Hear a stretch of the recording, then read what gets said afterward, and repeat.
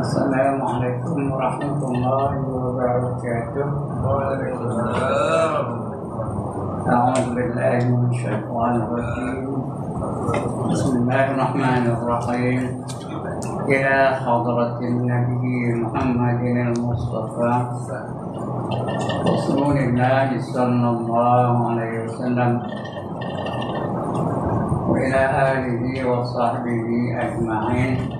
وإلى حضرات جميع الأنبياء والمرسلين عليهم الصلاة والسلام وإلى حضرات جميع الأولياء والصالحين وجميع المؤمنين والمؤمنات والمسلمين والمسلمات الأحياء منهم والأموات وإلى حضرات آبائنا وأمهاتنا وأجدادنا وجداتنا وعشيرتنا ومعلمينا ومن لهم حقوق علينا شغلا لهم الفاتحة.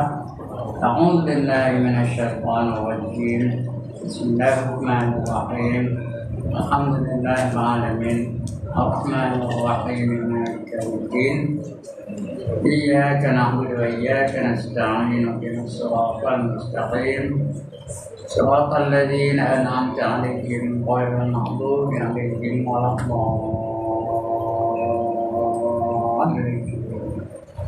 آمين. الحمد لله الذي هدانا لهذا وما كنا لنهتدي لولا أن هدانا الله.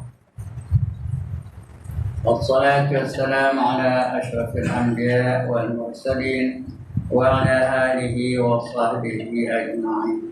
رب اشرح لي صدري ويسر لي أمري واحلل عقدة من لساني يفقهوا قولي.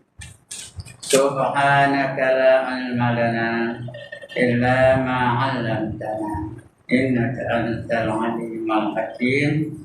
ولا حول ولا قوة إلا بالله العلي العظيم. Amma ba'd.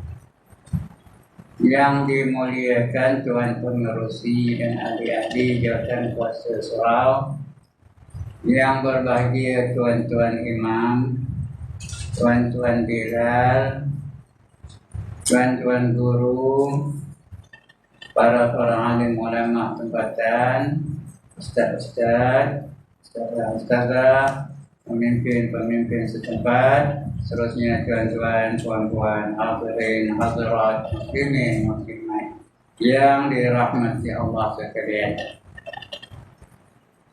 Alhamdulillah, malam ini Allah izin kita sekali lagi untuk berada dalam majlis yang paling mulia, yaitu majlis ilmu. Membicarakan pula perkataan dari manusia yang paling mulia, manusia yang paling sempurna, yang Allah jadikan. Tak ada manusia yang lebih mulia daripada manusia ini, sehingga dikatakan dia itu sifatnya akmalan nas, sempurna manusia. Dia adalah orang yang terbaik. Saya tengok di luar tu ada sambutan Maulid Rasul menyambut kebetulan Nabi kita Muhammad sallallahu alaihi wasallam. Alhamdulillah, kita menyambut kebetulan manusia yang paling mulia, manusia yang terbaik dalam apa juga segi kehidupan. Guru yang terbaik dia, pemimpin yang terbaik dia, suami yang terbaik dia, pentadbir yang terbaik dia juga. Apa saja sebut bidang, semua dia adalah orang yang terbaik. Oleh kerana dia yang terbaik, akhlak yang terbaik pun dia juga. Yang Allah puji, Allah yang menjadikan dia itu puji akhlaknya. Apa kata Allah? Ya,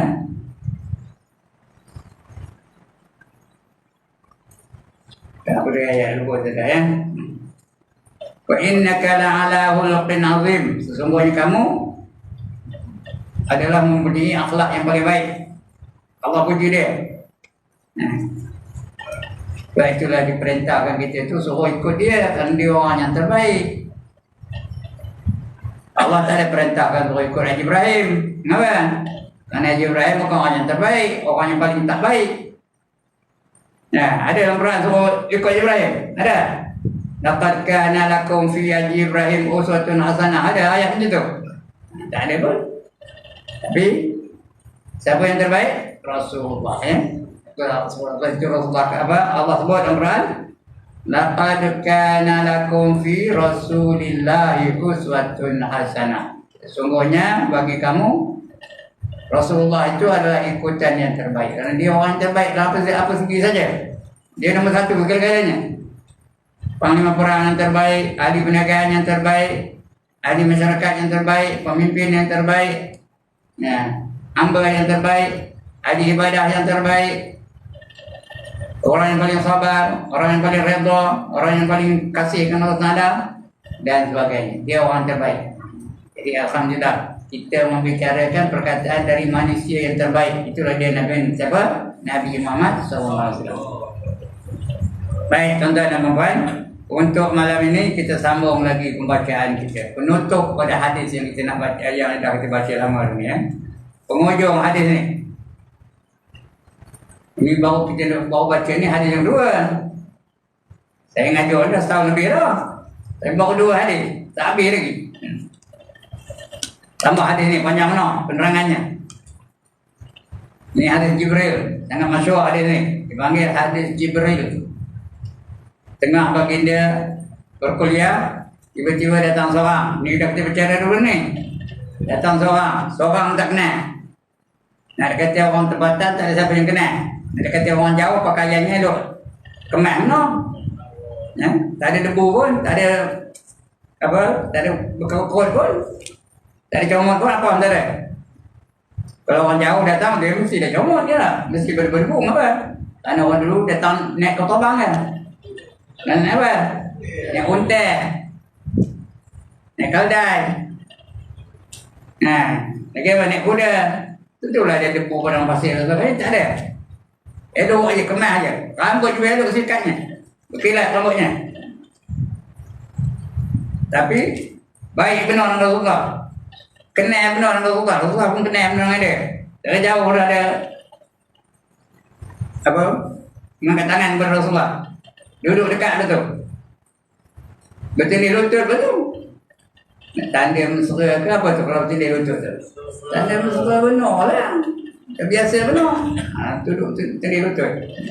Saya ngajar ni baru tahun dah. Berapa tahun lebih dah. Tak ada siapa pun nak duduk bertindih lutut dengan saya. Udah bertindih lutut, tepuk paha betul. Dia nepuk paha Rasulullah, Rasulullah pun nepuk paha dia. Tanda mesra benar. Lalu bertanya, dia nanya kepada Rasulullah, bagi tahu aku tentang iman. Rasulullah menjawab, iman tu kamu percayakan ini 6 rukun iman ya. Kita jawab dia, betul ya kata kamu tu ya. Dia nanya, dia yang jawab. Lalu bagi tahu aku tentang Islam. Dia pun kabur Islam tu kamu mengucap di kuasa dan sebagainya rukun Islam 5 tu. Betul ya cakap kamu tu. Dia yang nanya, dia yang betul kan. Patutnya dia jawab dia kan. Ya kan, ini baru aku tahu apa tahu itu dia. Ini dah, dia betul cakap kamu. Sadaqta, betul cakap kamu tu ya. Betul dia tanya lagi tentang ihsan. Apa itu ihsan? Dia jawab Allah, betul cakap kamu tu ya. Kemudian dia tanya tentang hari kiamat. Bila berlakunya hari kiamat? Jawab Nabi, orang yang bertanya dengan orang yang ditanya, dua-dua tak tahu. Aku pun tak tahu, Nabi pun tak tahu ya. Jibril pun tak tahu. Yang tahu hanya Allah Ta'ala. Itu tanya lagi, apa tanda-tanda hari kiamat? Nabi menjawab tanda hari kiamat itu benda-benda ni yang dah kita baca dulu ya. Di antaranya kan, ibu melahirkan tuan. Itu tanda hari kiamat. Lagi apa tandanya? Arab gunung yang berkaki ayam. Mereka berlumba-lumba mendirikan bangunan yang tinggi-tinggi. Di antaranya. Ya. Apa? Bila dah balik, ditanya Nabi kepada sahabat, kamu kenal ke siapa tadi? Jawab sahabat, hanya Allah dan Rasul saja yang tahu. Kami tak tahu. Jawab Nabi, itulah dia. Jibril datang kepada kamu. Rupanya Jibril, bukannya orang. Datang kepada kamu, mengajar kamu tentang agama kamu. Baru kita tahu bahawa Jibril yang datang mengajar Nabi tentang agama dia. Ini dalam Nabi ni, penutupnya. Kita baca penghujung ni ya, iaitu petunjuknya atau dalalahnya, ya? Petunjuknya. Daripada kita buka muka surat 116. Betul? Yang Rumi. Hadis ini mengandungi beberapa petunjuk. Di antaranya yang pertama, menunjukkan bahawa agama adalah dari Allah. Islam yang kita terima itu dari Allah. Bukan daripada ciptaan Nabi Muhammad, ya? Dari Allah. Dan pengajarannya adalah dari Allah. Apa yang diajar pun semua dari Allah. Hukum akal semua dari Allah. Dari Allah juga, sebagaimana yang difahamkan dari hadis tersebut. Kemudian disampaikan kepada Nabi melalui Jibril. Jibril siapa? Malaikat penyampai wahyu. Dia tukang sampaikan wahyu. Dia macam postman. Ngabur oleh Nabi, Allah kabur opini. Itu konsep dekat, ya. Kata Jibril lah. Melalui Jibril. Dan pengajarannya itu tidak mungkin diketahui serta difahami kecuali dengan belajar. Itu kena belajar. Dengan belajar. Sebab itu tiap-tiap orang yang beragama wajiblah. Apa dia wajib? Ya, wajib apa? Wajiblah mempelajari pengajaran agama serta memahaminya supaya dapat beriktikad dengan dan beramal dengan cara yang dikehendaki oleh Allah dan Rasulnya. Jadi wajib. Jadi orang wajib belajar. Apa dia wajib? Ya Allah. Wajib ni cakap apa? Cakap Melayu, apa dia?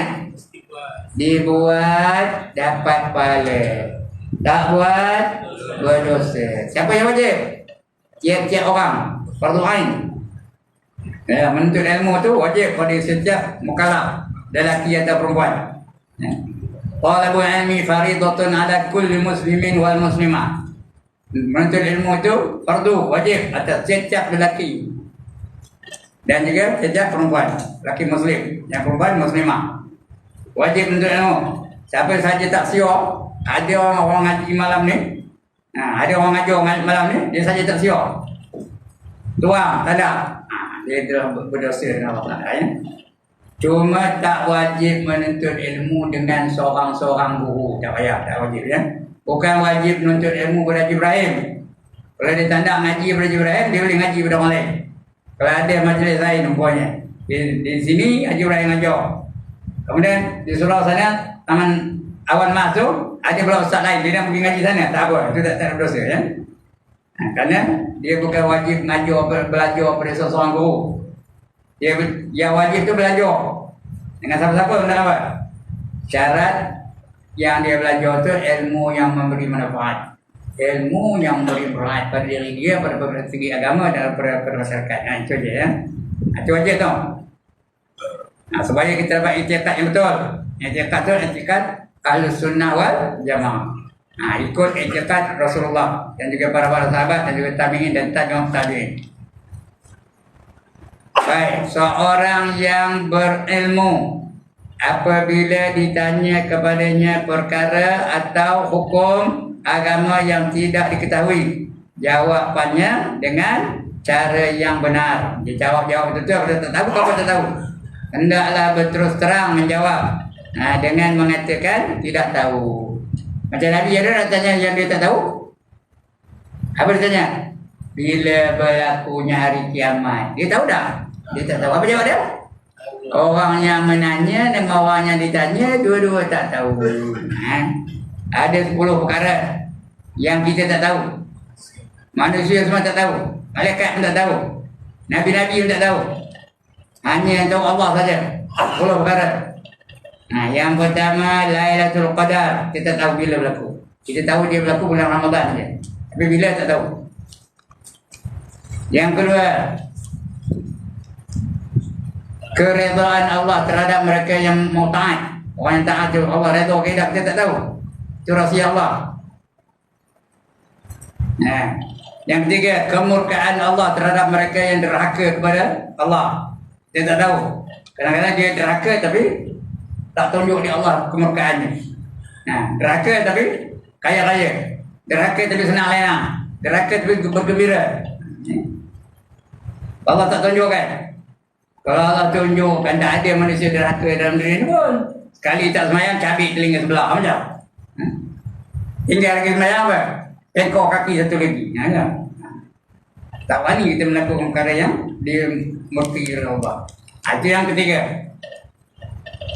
Yang keempat, semayang yang mana satu jadi pilihan Allah kita tak tahu. Subuh ke, asar ke, maghrib ke, isyak kita tak tahu. Yang tahu hanya Allah saja.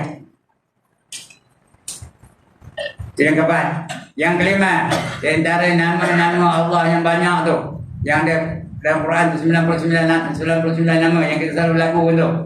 Ya, Asmaul Husna tu. Yang mana satu jadi pilihan Allah kita tak tahu. Allah ke Ar-Rahman ke Ar-Rahim ke Al-Muhaimin kita tak tahu. Itu yang ke-6. Yang kelima ke yang ke-6 tadi? Yang kelima, ini yang ke-6.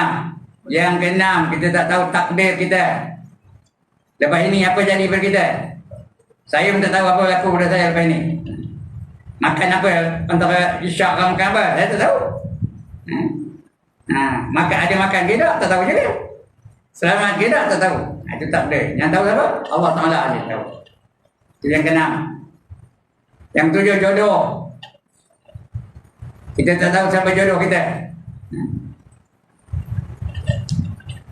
Siapa jadi jodoh kita? Ataupun ada orang langsung tak ada jodoh sampai mati, ada tak? Sampai mati tak ada jodoh. Sama ada orang tanda ke ataupun dia tanda ke ada.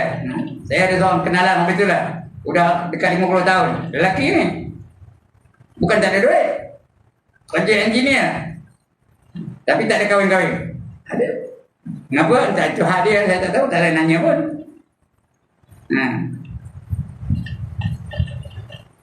Itu yang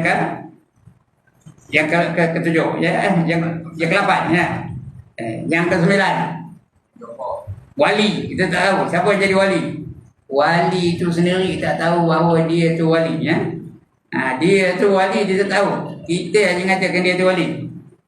Kalau dia mengaku dia tu wali, dia bukan kuali, dia bukan wali, dia kuali. Syekh Abdul Qadir Jalani, dia tak tahu bahawa dia tu wali. Dia merasakan diri dia tu berdosa. Dia orang yang paling banyak dosa, dia merasakan waktu. Dia merendahkan diri dia. Tawaduk orangnya. Tapi rupanya dia wali Allah berdasarkan ilmunya, berdasarkan ibadahnya, berdasarkan akhlaknya, berdasarkan hikmah yang selalu dia terima. Karamah itu. Itu wali Allah, ya. Tapi benar Allah hanya tahu. Yang ke-9, tarikh kematian kita. Siapa tahu tarikh mati yang kata?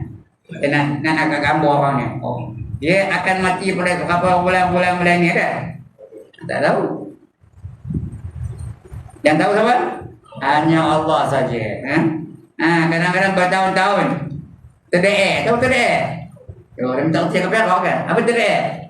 Terbaring. Awak mati-mati. Berpuluh-puluh tahun. Dia ada tak jenis orang tu? Ada orang sekor no, sekor bego, sekor bego.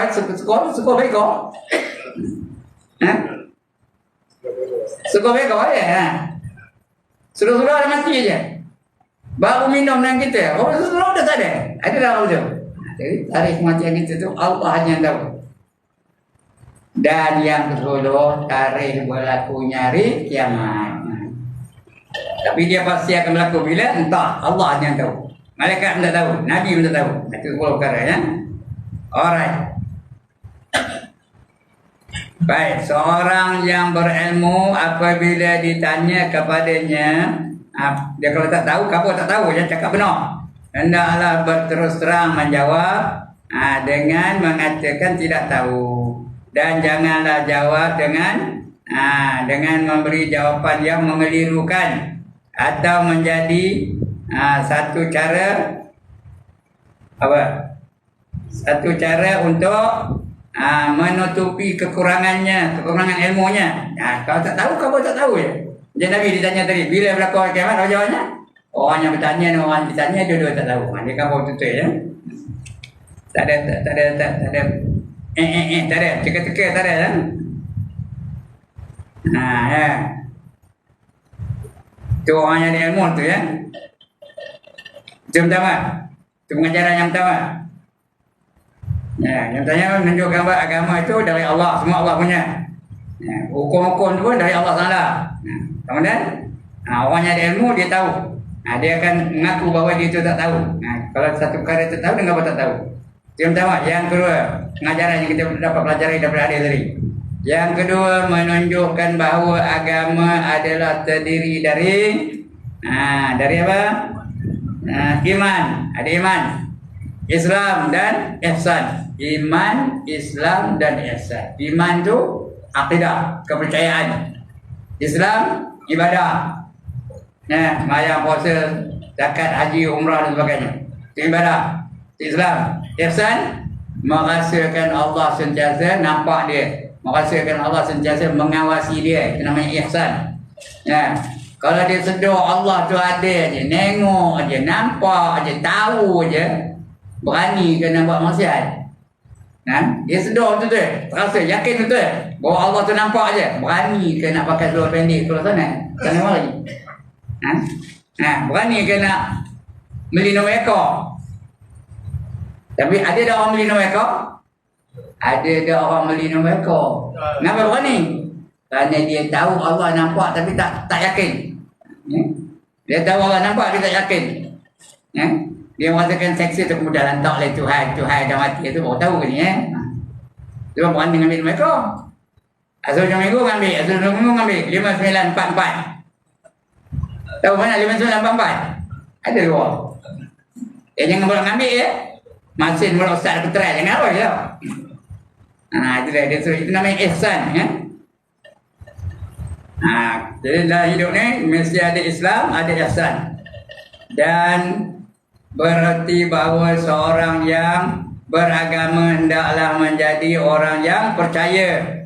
Percaya betul-betul menurut ciri arti kata yang sebenarnya. Percaya berapa peratus?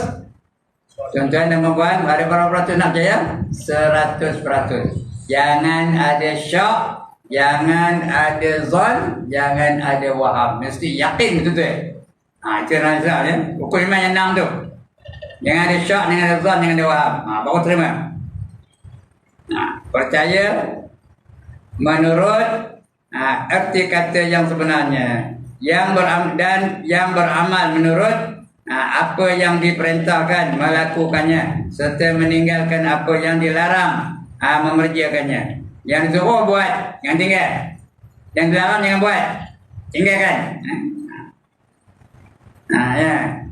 Itu orang yang beriman betul tu. Yang perintahkan melakukannya serta meninggalkan apa yang dilarang mengerjakannya, dan melaksanakan segala ibadat. Ibadat zahir dan batin. Ibadat zahir apa? Sembahyang, puasa, zakat, haji. Yang batin apa? Memiliki sifat sabar, memiliki sifat redha, memiliki sifat ikhlas. Itu yang batin ya. Dua-dua kita nak buat. Zahir atau batin ya. Segala ibadat yang zahir ataupun yang batin. Tegasnya seorang yang beragama mestilah menjadi seorang yang mukmin. Mukmin itu beriman. Muslim tu mengerjakan ibadah, itu Muslim. Ikut Islam, sembahyang tak tinggal, puasa tak tinggal dan sebagainya, itu Muslim. Dan muhsin, apa tu muhsin? Sedar bahawa Allah sentiasa mengawasi dia, itu namanya muhsin. Ada orang nama muhsin tak? Ada orang? Sini ada orang nama muhsin? Ada, mana dia sedar tu? Dia sedar Allah tu sentiasa mengawasi dia. Muhsin tu berani ke meninggalkan sembahyang. Kalau dia betul-betul muhsin, berani ke meninggalkan sembahyang. Kalau dia betul-betul muhsin, berani ke pakai seluar pendek. Kalau dia betul-betul muhsin, berani ke nyemur kain pitan dadek. Berani ke nak minum arak dan sebagainya. Itu namanya muhsin. Sedar bahawa Allah tu sentiasa mengawasi dia. Tidak saja pada sebutan, tetapi mestilah pada amalnya. Sebut aja tak cukup, mesti diamalkan. Kita mesti buat apa yang kita katakan. Buat serupa bikin. Cakap serupa bikin. Bukan buat je, cakap serupa bikin. Dia cakap, dia buat. Jangan cakap aja tak buat. Kerana firman Allah, innal ladzina amanu wa amilus solihat inna la nudhi'u inna la nudhi'u ajra man ahsana amala. Betul? Kita baca betul? Inna la nudhi'u ajra man ahsana amala. Surah apa? Surah Al-Kahfi. Ayat 30. Sehat 30 tak dapat. 10 ayat dapatlah. Surah Al-Kahfi ya. Tunjuk cakap Melayu je apa? Sesungguhnya orang-orang yang beriman, kalau dia betul-betul beriman dan beramal soleh, apa itu amal soleh? Apa saja dia buat ikut cara Islam, itu namanya amal soleh. Kalau tak ikut Islam, Tuhan tak terima. Apa kata Allah? Wa man yabtaghi ghairal Islam dina falan yuqbala min wa huwa fil akhirati minal khasirin. Barang siapa mencari satu cara hidup lain daripada cara hidup Islam, maka sekali-kali tidak diterima Allah darinya. Dan orang itu di akhirat nanti akan tergolong dalam golongan orang-orang yang rugi. Jadi kena ikut Islam. Sembahyang ikut Islam, puasa ikut Islam, pakaian ikut Islam, ekonomi ikut Islam. Ya. Apa saja. Ya. Zikir ikut Islam. Jangan ikut lain dari Islam. Tak terima Tuhan. Ini bukan itu ya. Sementara orang-orang beriman dan beramal soleh, sesungguhnya kami tidak akan sia-siakan, tidak sia-siakan ganjaran orang yang memperelokkan amalannya. Orang yang memperelokkan amalnya, sembahyang elok, bacaannya betul, bagus bacaannya, lagi gerak-gerik betul, tidak membatalkan sembahyangnya, hatinya sungguh ikhlas mata-mata kerana Allah, itu elok pakainya. Itu yang kedua. Jadi kita disuruh kita beriman, percaya betul-betul, kemudian amal. Apa yang kita percaya itu kita amalkan. Yang ketiga, apa yang kita buat itu mesti elok ya. Sembahyang elok, puasa elok, baca Quran elok, segala-galanya elok belaka ya. Itu yang kedua. Yang ketiga apa? Menunjukkan bahawa tidak ada siapa pun di antara manusia yang dapat mengetahui masa kedatangan hari kiamat. Hari kiamat itu Allah yang tahu, kita tak tahu ya. Itu orang kafir tak percaya hari kiamat. Ada orang kafir percayakan dengan kebangkitan semula, itu aja dia percaya itu. Dia percayakan reincarnation, cakap orang putih. Dia percayakan nanti dia akan hidup balik, tapi bukan sebagai manusia. Kalau dia mati sebagai manusia, nanti dia hidup terima. 300 tahun lagi lepas itu dia hidup sebagai rimau. Begitulah. Betul mati rimau tu dia akan hidup semula sebagai serigala. Orang mati serigala itu dia akan hidup semula sebagai gajah dan sebagainya. Sampai bila-bila. Itu percaya orang itu, dia panggil reincarnation. Ada agama yang itu ya. Kita tak percaya. Kita percaya bahawa dunia ini akan kiamat, akan binasa semua, hancur mereka. Hari kiamat, dan akan dibangkitkan semua dari kiamat itu. Summa innakum ba'da dzalika lamayyitun. Kemudian kamu selepas ini akan menjadi mayat-mayat belaka, mati belaka. Summa innakum yaumal qiyamati tub'atsun. Ya, kemudian kamu dari kiamat nanti akan dibangkitkan semula. Itu tanda keadilan Allah Ta'ala. Kita nak percaya bahawa hari kiamat itu Allah yang tahu. Dan jika ada orang yang mengaku dapat mengetahui, maka teranglah dustanya, terang dia berdusta tu. Sedangkan Nabi sendiri sewaktu Jibril bertanya kepada baginda tentang hari itu, telah menjawab apa? Apa tu?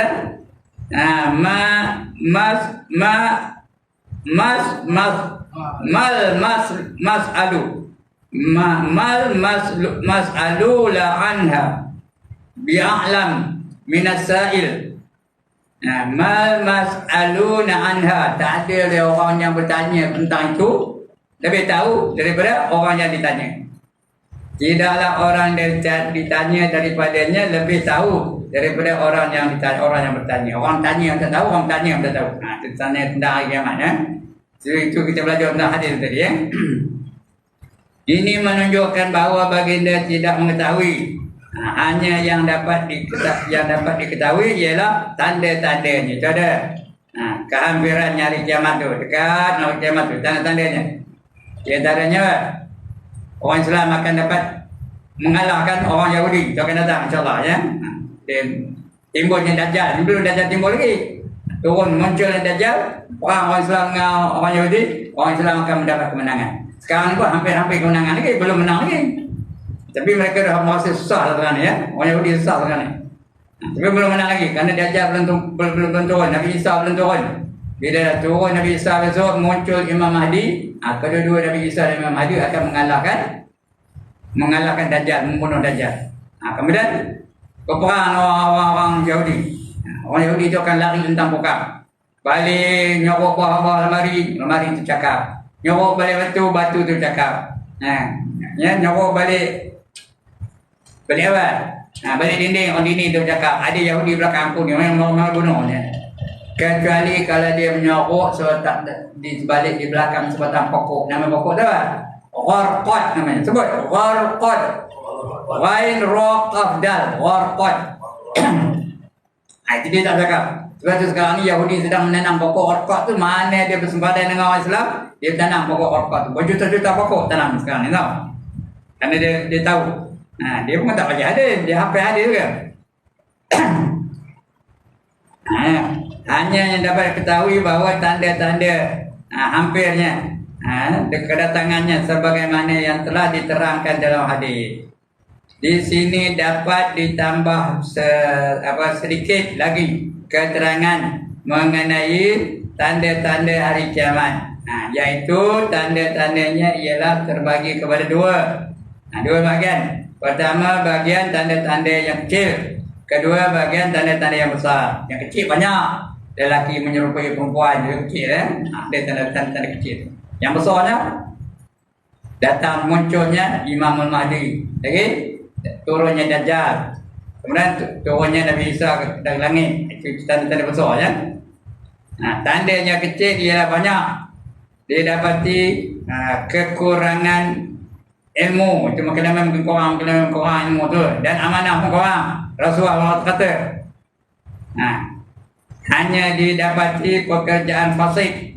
Banyak didapati pekerjaan fasik. Banyak orang fasik daripada orang saleh.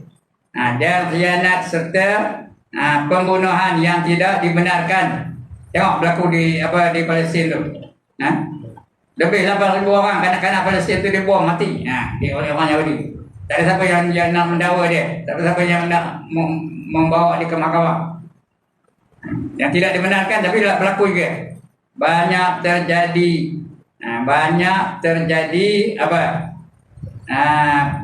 pengingkaran.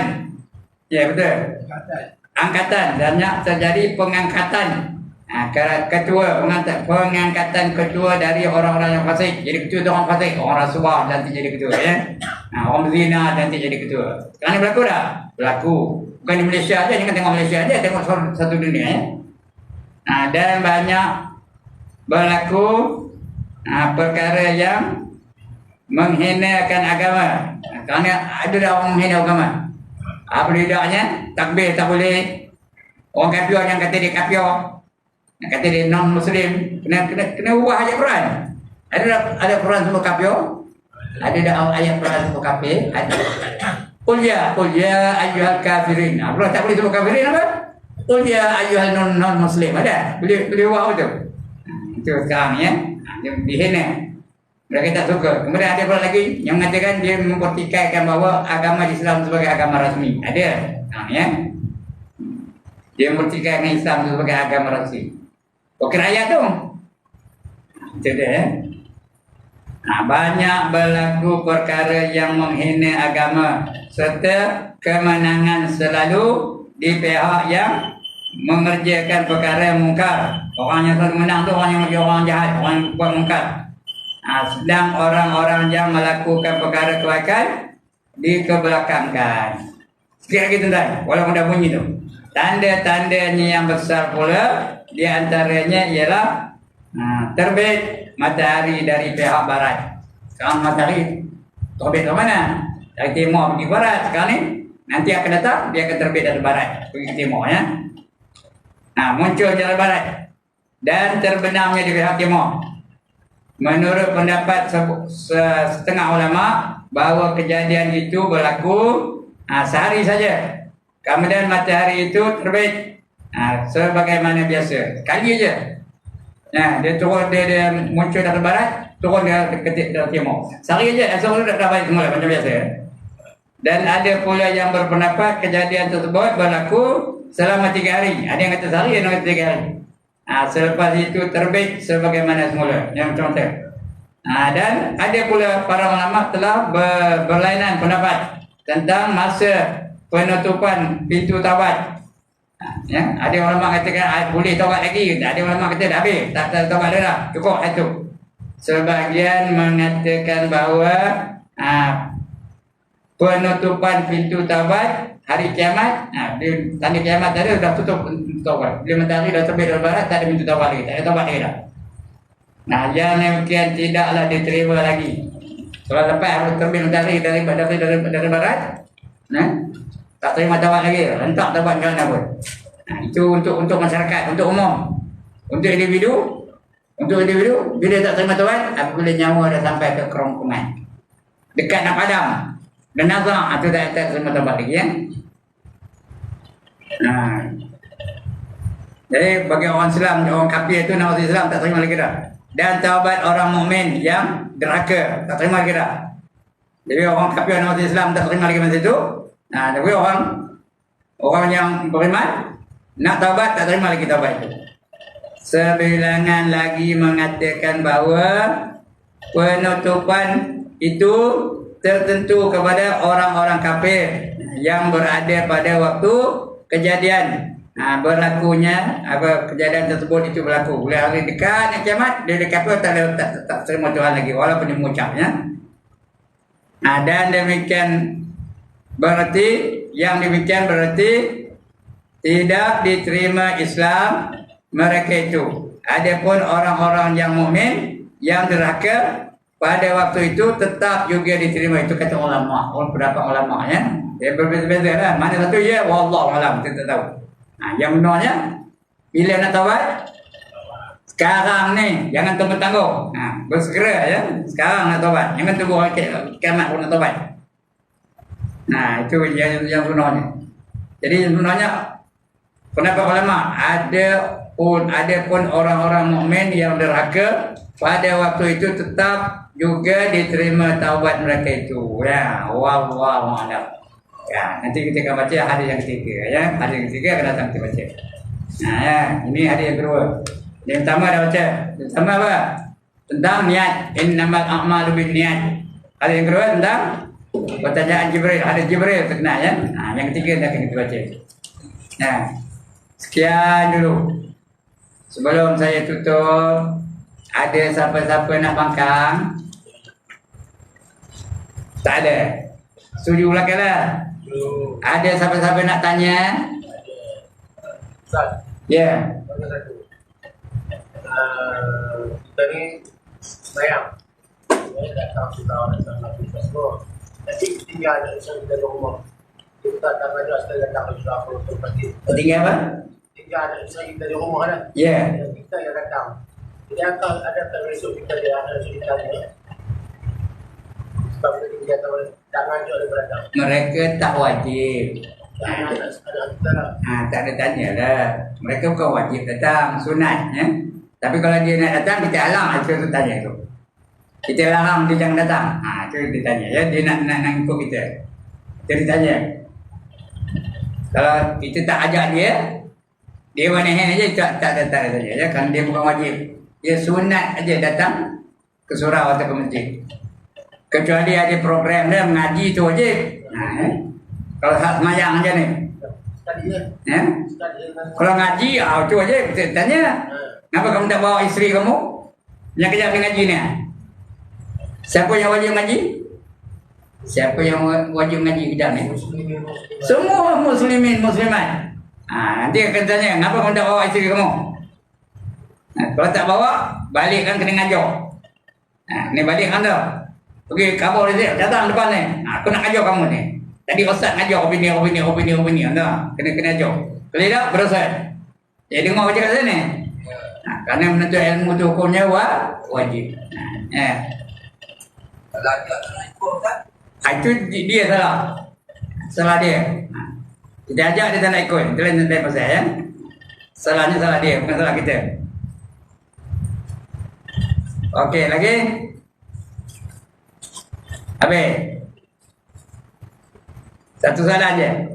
Yang paling besar pahalanya Imam Qadri lah. Dia seorang aja.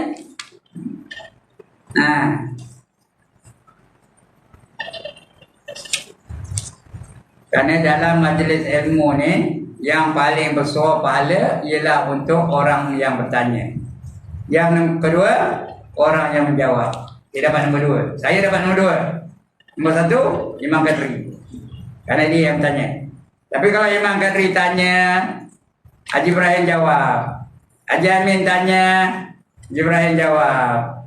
Nah, dia apa? Ahmad tanya, Ibrahim jawab. Muzaiman tanya, Ibrahim jawab. Jadi siapa banyak pahala? Ibrahim dia banyak pahala. Dia nombor 2. Dia banyak kali. Kalau nombor 2 dapat 10 kali, berapa? Dah 20. Dia senang orang nanya itu sekali je. Jadi sebab saya suka kalau ada orang nanya, banyak pahala saya. Okey. Sekian dulu aku qawli hadza wa astaghfirullah azim. Assalamualaikum warahmatullahi wabarakatuh.